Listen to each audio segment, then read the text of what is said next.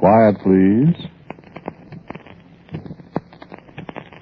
Quiet, please.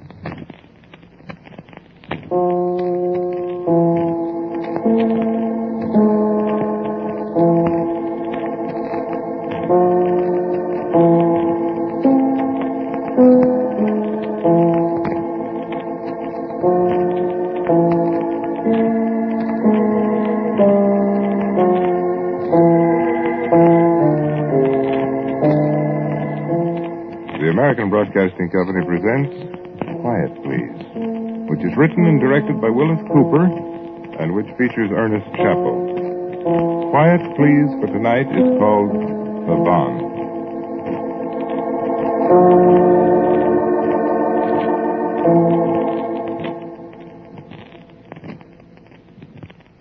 You would think that a man going home after more than half a year here in a little town in France would be happy.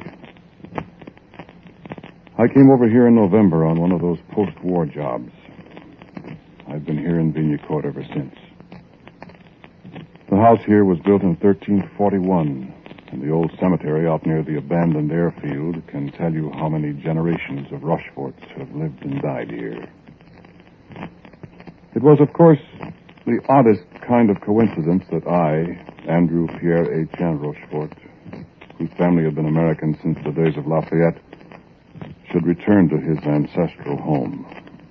I am the first Rochefort who has stepped inside this house since the First World War, when Colonel Paul Marie Rochefort died at Chemin des Dames. Madame Simone, who owns the house now, has been a most satisfactory doyenne to me and to Ahmed Ali ibn Musa, my Algerian assistant, even if she does have difficulty comprehending my French. And I hers.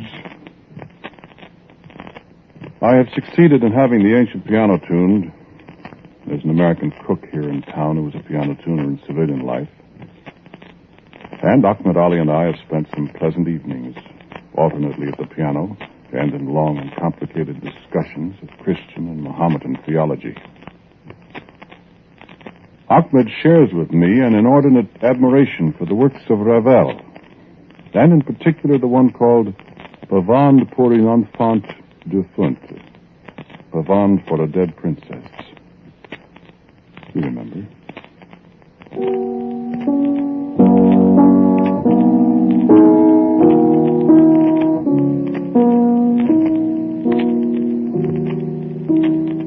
I remember that this night we'd been talking about the curious quality of fatalism that colors the whole life of the Mohammedan.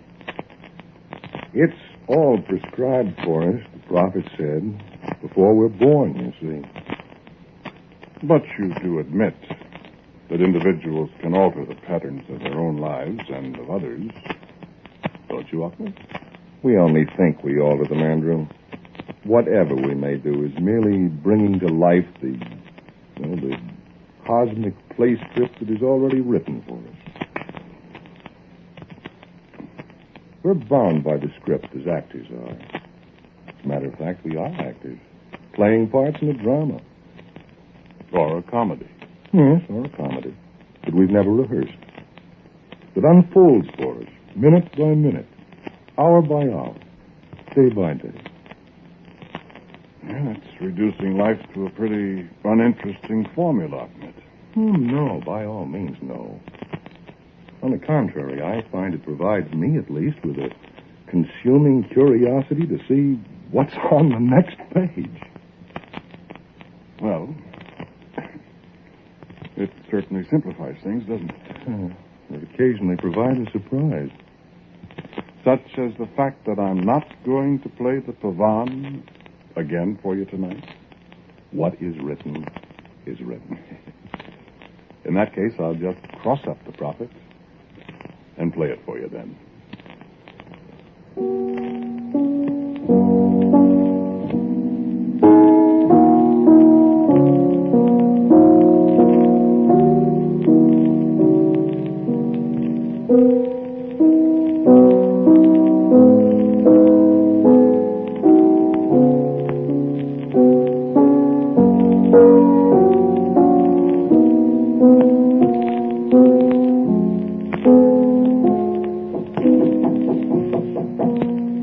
it is.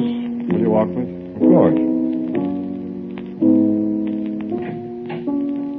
Oh, hello. Yes, of course. Right away. Sorry, Andrew. What's the matter? Well, it seems the old gentleman is in some kind of trouble and needs me again. Can't he get through one evening without calling for help? I'm sorry. I'll really have to go, you know. Well, all right. See you in the morning, then. Right. Good night. Ahmed. Yeah? Was that written too? Turn out the lights, will you, Ahmed? Thanks. Right.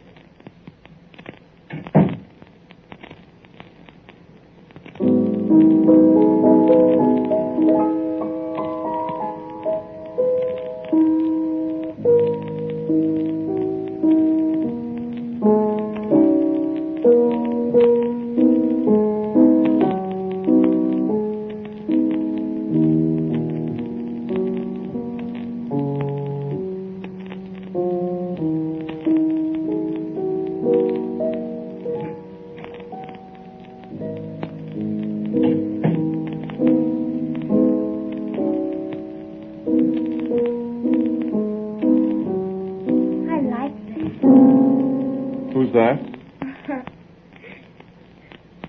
Who are you? Moi? Je suis la princess.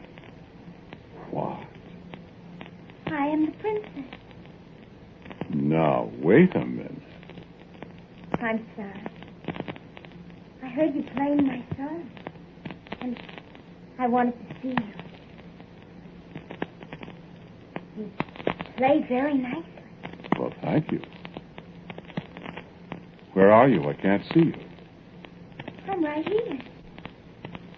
I can see you. Well, I'll turn on the light. Oh, no. What? Well, why not? Well, if you turn on the light, I'd have to go away. Go away? Go home, you mean? It isn't exactly home. It's where I'm staying. Did you run away from your mother? No. I don't have any mother. Oh. Could you play some more, please? Why? What would you like to hear? My song, please. The one I was playing?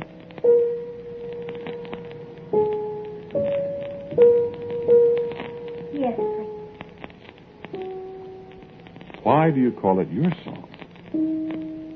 Because I'm the princess. I think. You have a name, though.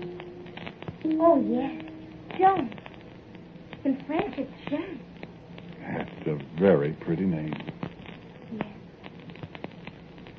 Please play. All right.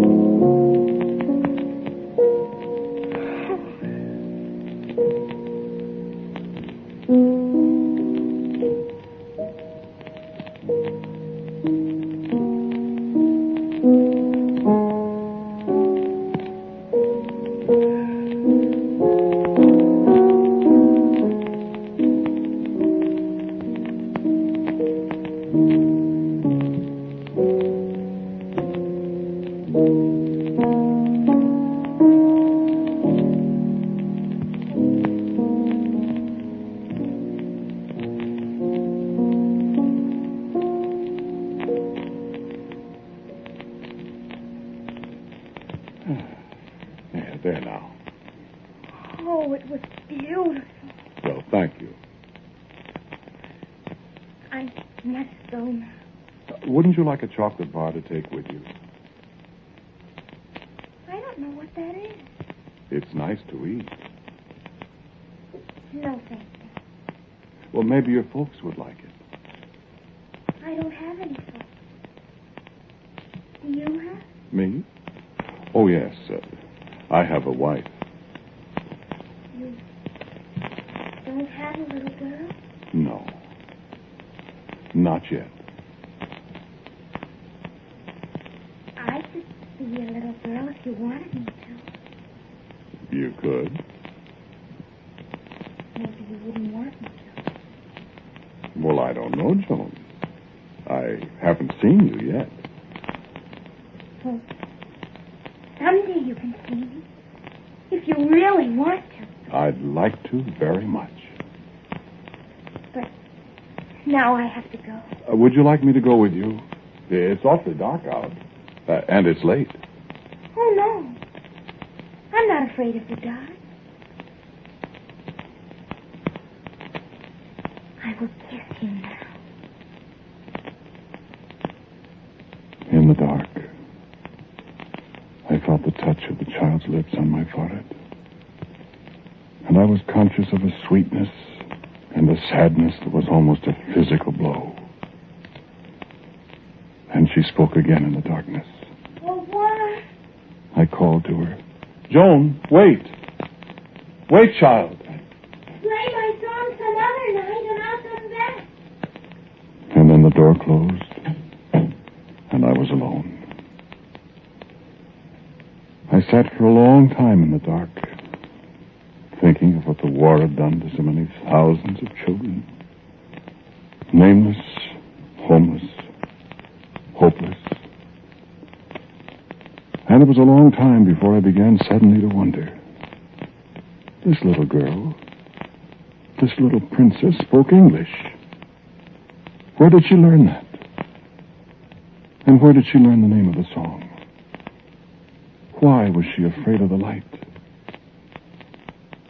And I smiled to myself as I thought vaguely of a little girl ghost. But my dreams when I'd gone to bed in the dark were of a little girl who skipped by my side and called me father,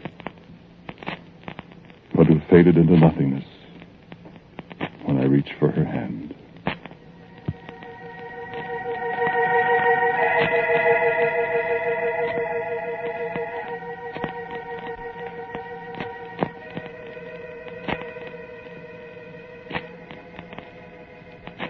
I questioned Ahmed about her.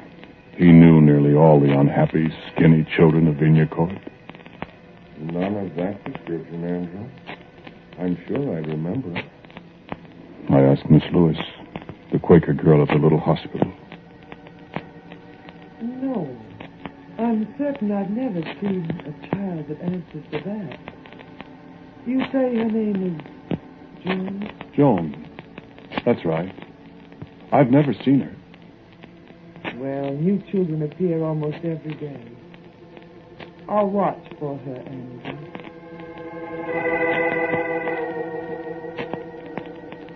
I watched the children of the town from my office window.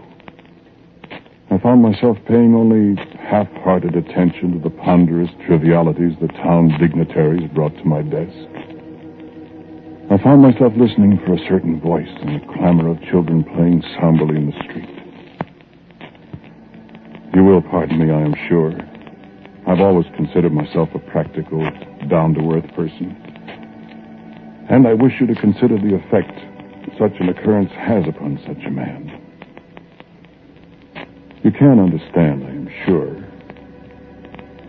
that I was forced to two almost inescapable conclusions. The first, that I had seen a ghost, I discarded at once. Almost at once. The second, that I had had an extraordinarily vivid dream. This conclusion I accepted. But Ahmed... I'm not so sure you're right, Andrew. There's a way, you know, to make sure. I had almost forgotten that. Play my song some other night and I'll come back.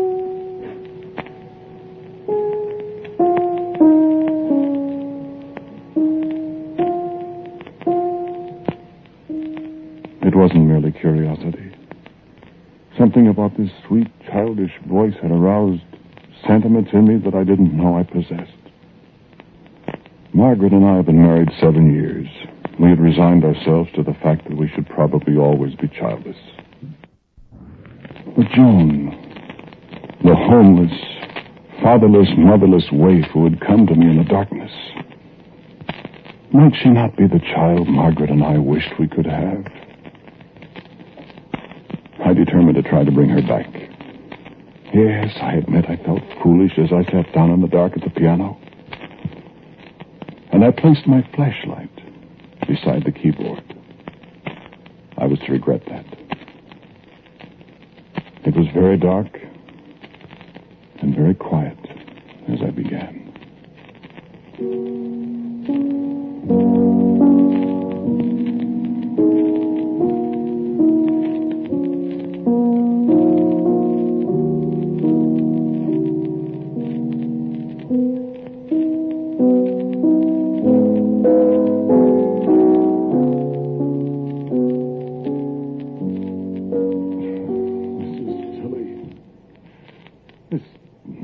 Won't bring her.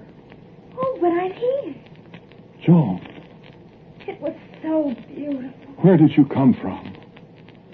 I just came in. Where have you been all this time, child? Oh, out there. I've been looking everywhere for you. But you didn't play my song. I was afraid it wouldn't bring you. Did you really want me? I wanted you very much. I'm very glad. I was afraid nobody would want me. Joan, where do you live? Well, I'm not sure. Well, what do you mean by that? I'm just not sure. I don't remember very well. Well, but... Well, Joan, haven't you any parents? Parents? No. Are they... Well, they're not dead. They're just not. I don't understand you, dear. Why did you call me dear? Well, Is it because you love me? Why, Is it? Do you love me? yes, Joan. Do you have a little girl of your own? No. I wish I could be a little girl. Well, perhaps you could. I could call you Mon Père. Why, yes. And I would have a mama, too. Oh, yes. I would like it. Oh, I would like it very much. Shall I turn on the lights now so we can see each other? No. You couldn't see me if you turned on the light. Are you afraid I'm not pretty? I'm sure you're pretty. I don't know. You'd have blue eyes and dark hair, Yes. and you'd have a pretty little snub nose. With freckles? With freckles. Is that the way you want me? Exactly. Would my mama love me, too? As much as I do, darling. You might not love me if you knew all about me. Oh, yes, I would. I would love you and Mama very much. All my life I would love you. Then it's settled. Now, let's have a look at you. Shall we? I picked up my flashlight and pressed the switch. I called, Joan. Joan! But there was no answer. I sprang up and flicked the wall switch. The bare bulb hanging from the ceiling threw every object in the room into bright relief. I was alone. And as I stood there, dazed in the sudden brightness, I heard a small sound.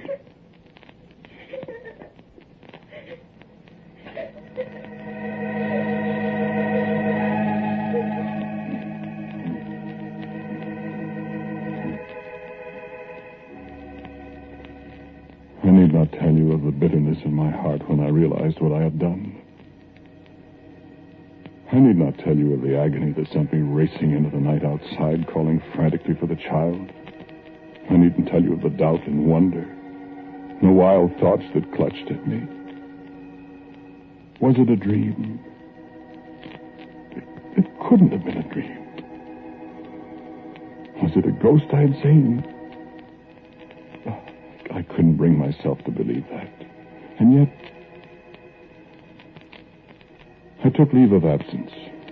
Achman and I and Miss Lewis searched every corner of the town. We took long trips into the country, delved into ancient, deserted houses, questioned hundreds of people. There is another single place to look, Andrew. It was a dream, Andrew. But I knew it couldn't have been a dream. And though my friends tried their best to dissuade me, I could not give up my search.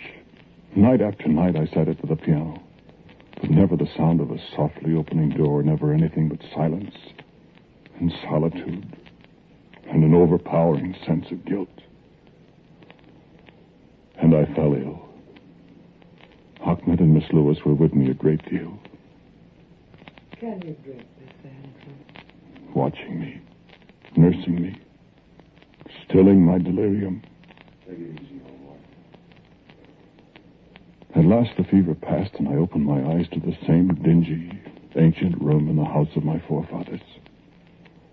Then, lying alone in my bed at night, I came to the final, inescapable conclusion. Joan did not exist. Joan had lived in this house in some other time,